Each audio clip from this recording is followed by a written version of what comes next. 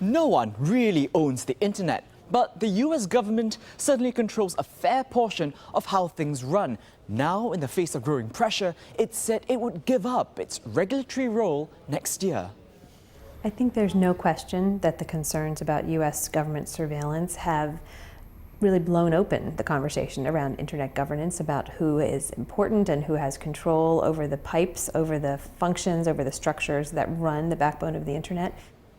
So what is that structure? The internet began as ARPANET, a network linking computers in some American universities and government agencies. The project was funded by the Pentagon. Eventually, the network was opened up to become the internet as we know it, connecting everything from computers and mobile phones to tablets and computer game consoles. But there's still the physical network that carries the data traffic. The so-called internet backbone has satellites and cables and wireless routers, all transmitting signals. And how these signals communicate, their standardized language, so to speak, follows clearly defined rules or protocols.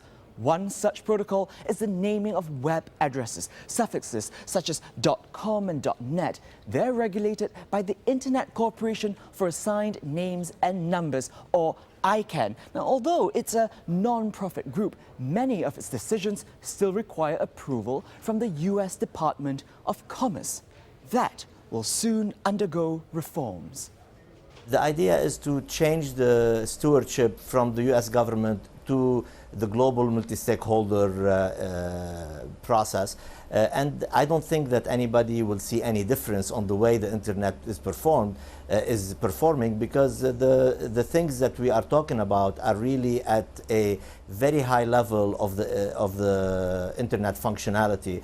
Now, there's still no definite picture of what the internet's future governing structure will be, but the main function is to maintain privacy and cybersecurity for everyone.